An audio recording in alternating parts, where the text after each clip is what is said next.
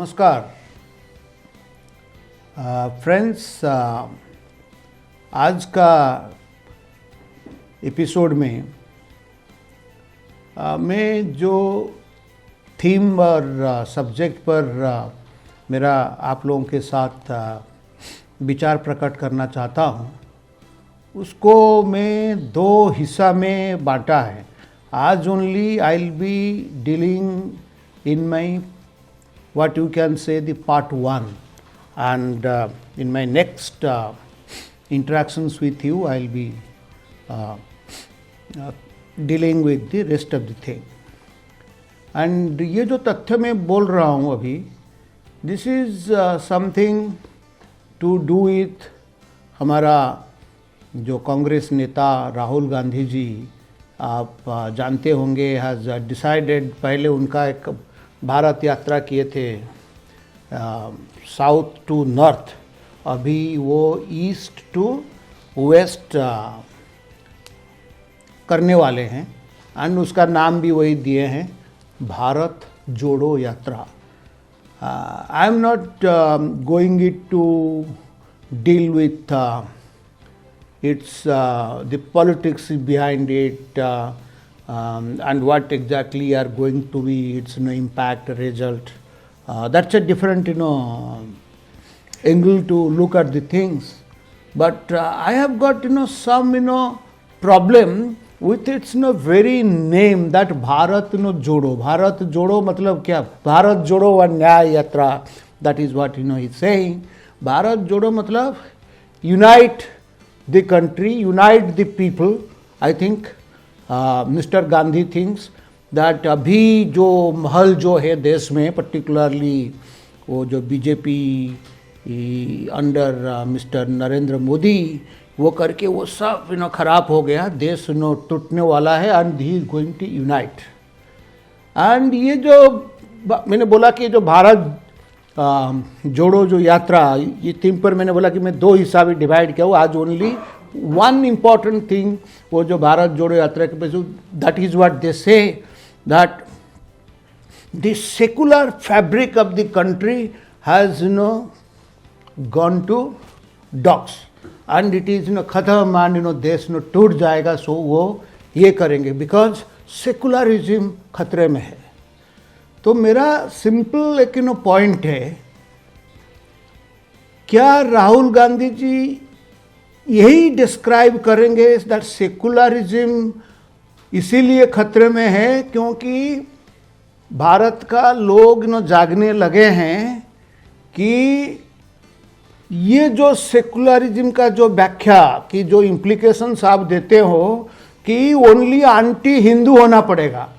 आप अगर एंटी हिंदू नहीं है then you are not secular enough. ये है जो इनका जो नैरेटिव देश विभाजन होने के बाद से अभी तक चल रहा है, एक पर्टिकुलर नैरेटिव. चलो वो नैरेटिव 2014 आफ्टर मोदी जी आने के बाद वो थोड़ा सा कमज़ोर पड़ गया है वो नैरेटिव, बट वो ये जो भारत जोड़ो यात्रा में वो करते, वो नैरेटिव को कैसे रिवाइव किया जाएगा, एंड वो उसको फिर अगेन वंस पावरफुल कर दिया जाएगा. तो क्या है वो नैरेटिव? मैंने जैसे बोले कि सेकुलरिज्म मतलब in effect it is anti Hinduism, and इसका मैं आप लोगों के साथ प्रमाण देना चाहता हूं. आप जानते हैं ये सब लोग बोलते हैं सेकुलरिज्म सेकुलरिज्म सेकुलरिज्म. आपने वो जो इंदिरा गांधी ने जबरदस्ती उस वर्ड को एक अमेंडमेंट थ्रू 42nd अमेंडमेंट के थ्रू में हमारा प्रियम्बल में डाल दिया गया. Though preamble strictly speaking is not a part of the constitution, but वो जो सोशलिस्ट सेकुलरिज्म चल रहा है, I do not know why the subsequent governments are so much scared to do away with this, because what is the meaning of secularism when constitutionally you have not defined it. कोई भी चीज़ आप बोलते हो आपको उसको define करना पड़ेगा. तो वो हमारा अभी तक ये जितने इनको पूछे भाई आप सेकुलरिज्म को डिफाइन करो, वो नहीं डिफाइन करेंगे, क्योंकि अगर डिफाइन करेंगे तो इनका जो जो जो नैरेटिव जो ये प्रमोट किए हैं अभी तक कि एंटी हिंदू बनोगे तो then only you are secular enough, वो चल नहीं पाएगा.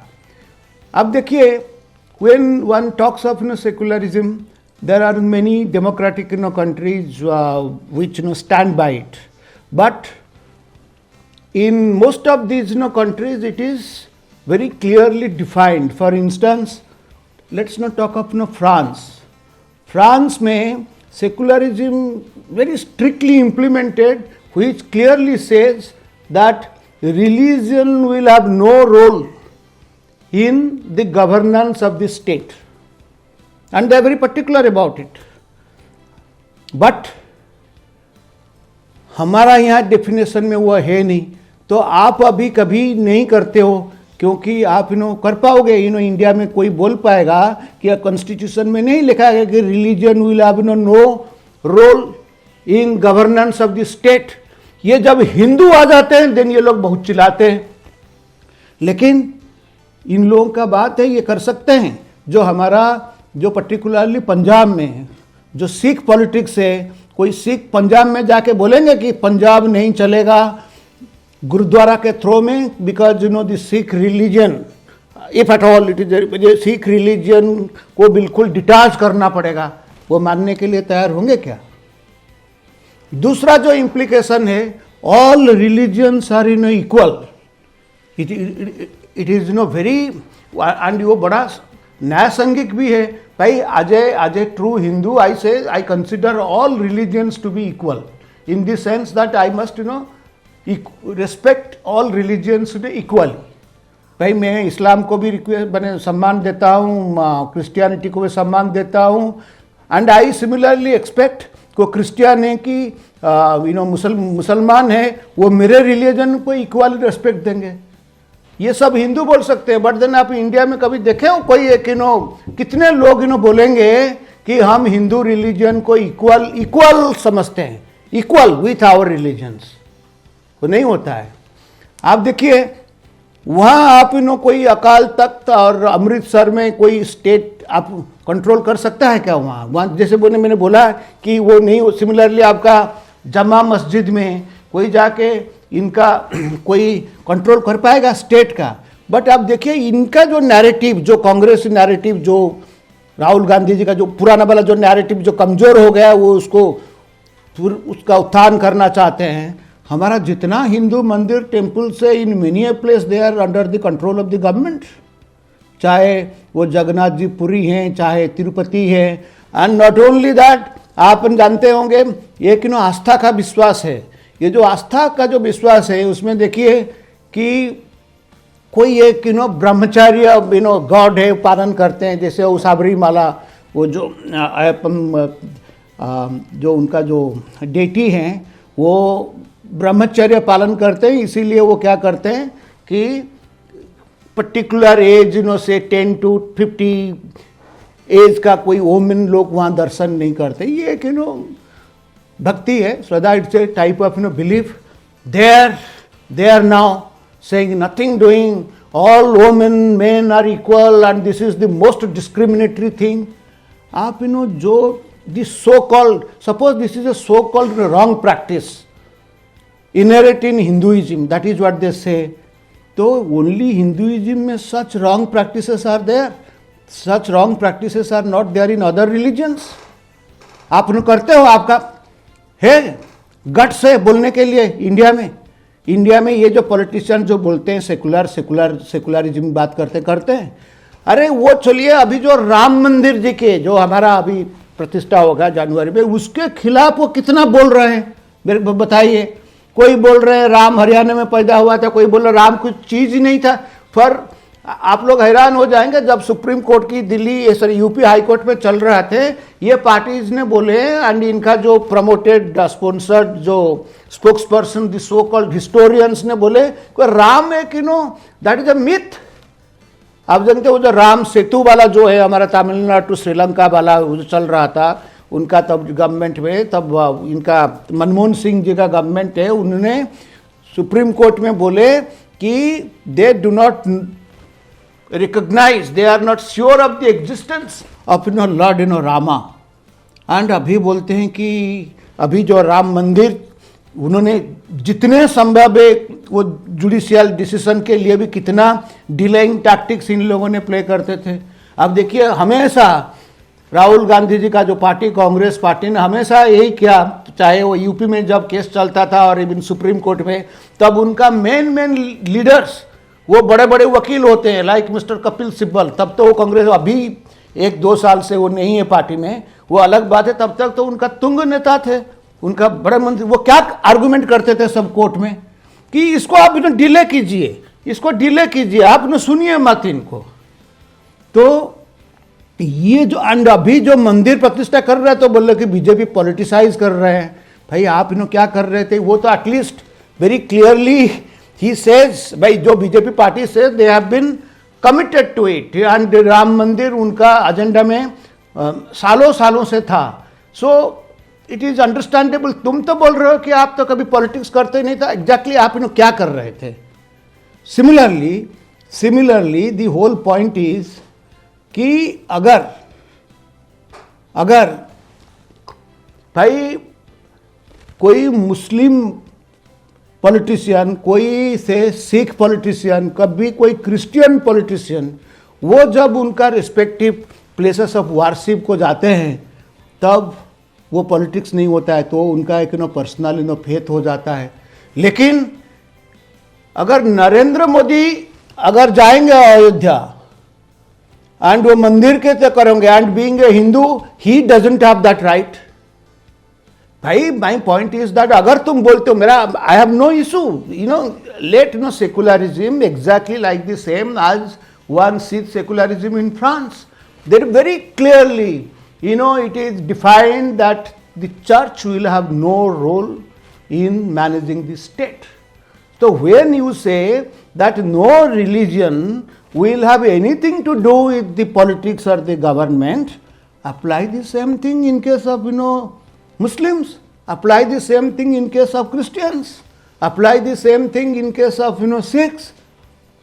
But why only in case of Hindus?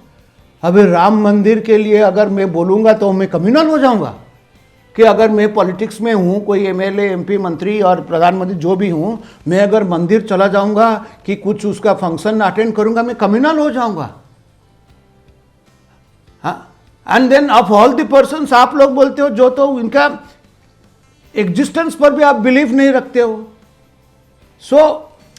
लेकिन आपका जो आस्था अगर इसमें है, जब तो आपने जो हिंदू विरोधी, जो आपका जो नीतियाँ, हिंदी विरोधी जो पॉलिसीज आपका सरकार ने 50 साल 60 साल चलाया, 17, आप इसको रिवाइव करना चाहते हैं, एंड आप बोलते हैं कि आप वो देश में जोड़ना चाहते हो। आप देखिए अभी सब लोग ने ये देखिए अभी इनका पॉलिटिक्स जो भारत जोड़ो जो यात्रा चलाएंगे, मेरा कुछ 1-2 प्रश्न है। आप जानते हैं कि जैसे आजकल वो सनातन धर्म, हिंदू धर्म के खिलाफ इराडिकेट उसको कर देगा। कौन बोल रहा है? डीएमके का चीफ मिनिस्टर स्टालिन एंड उनका बेटा क्या उदयनाथ स्टालिन ना क्या नाम उनका है, नाम है उदय, वो लेकिन वो चाहते हैं कि हिंदुइज्म, सनातन धर्म इराडिकेट होगा। वो तो मैं समझ सकता हूँ भाई, वो डीएमके दो that is in the important constituent of the so called India alliance. But आप जानते हैं आजकल सनातन धर्म से जो उदय स्टालिन से सबसे ज़्यादा स्टेटमेंट सनातन धर्म के खिलाफ कौन दिए हैं? वो हमारा जो कांग्रेस प्रेसिडेंट है मल्लिकार्जुन खारगे, उनका बेटा, वो क्या नाम एग्जैक्टली मेरे को याद नहीं आ रहा है, सम खारगे, वो मंत्री है कर्नाटक में। आप लोग गूगल चले जाए, भी कोई भी पुराना अखबार आप देखिए, तो आप जाइए कि उनका स्टेटमेंट सनातन धर्म क्या है। एंड आप यही हिंदू विरोधी करके जहाँ 80% लोग हिंदुस्तान का हैं, आप उनका आस्था, आप उनका धर्म को day in and day out गाली दोगे एंड उसको इराडिकेट करोगे। कौन? कांग्रेस प्रेसिडेंट का बेटा बोल रहा है, जो मंत्री है, एंड आप बोल रहे हो क्या निकल पड़े हो आप ना भारत जोड़ो यात्रा पर। Forget about this. इनका जो अलायंस पार्टनर्स देखिए, जो बिहार में और क्या नाम है उत्तर प्रदेश में हमारा, उनका जो मंत्री लोग अभी देखे होंगे जो रामचरितमानस के पर क्या क्या स्टेटमेंट दिए हैं, ये तुलसी रामायण के बारे में क्या बोला गया है, बाकी सब चीज पर क्या बोला है कि राम रामायण पर जो गाली, एंड आप उनके साथ लेके यात्रा करोगे, वो यात्रा बिहार के थ्रू आएगा, वो यात्रा यूपी में आएगा। यूपी में समाजवादी पार्टी है जो उनका बड़ा अलायंस पार्टनर है, जिसका लीडरशिप के अंडर राहुल गांधी अपना चुनाव लड़ेंगे यूपी से। उनका एक तुंग नेता है, उनका नाम है स्वामी प्रसाद मौर्य। आपने देखे होंगे 3-4 दिन पहले क्या स्टेटमेंट दिए थे, वही सनातन धर्म को विध्वंस करो। एंड वो इतना है, यहां क्या होता है, तुमको अनपढ़ आदमी, तुम लोगों ने क्या भाई वो वर्ना को कास्ट भाई कैसे डिजाइन, वो एक ना अलग विषय है। मैं और कब मौका मिलेगा तो मैं उसके बारे में चर्चा करूंगा। तो suppose there are some wrong practices, suppose वो आस्था पर नहीं है, बाकी लोगों का आस्था होता है, हिंदुओं के लिए कोई आस्था नहीं है। अगर रॉन्ग प्रैक्टिसेस आप बोलो उसको कैसे, तो आप ओनली पॉइंट आउट आप उनका भी करो ना, लेकिन क्या करोगे आप हिंदू धर्म को इराडिकेट करोगे। तो मेरा जो मेन पॉइंट इस एपिसोड में यही है, जो नेता इतना बड़ा पदयात्रा करके बोलता है देश को जोड़ेगा, लेकिन 80% जो देश का जनवासी है, जो ये पीपल है कि सिटीजन्स है कि इंडिया का पॉपुलेशन है, उनको आस्था पर इतना कुठारघात करता है, वो खुद करता है एंड उसका पार्टी का नेता लोग करते हैं, उसका पार्टी का सहयोगी लोग करते हैं, एंड उनका नेता एंड उन्हीं के साथ कंधे में कंधे मिला के वो अभी पदयात्रा करेंगे। ये भारत आप जोड़ने लगे हो ना भारत तोड़ने लगे हो।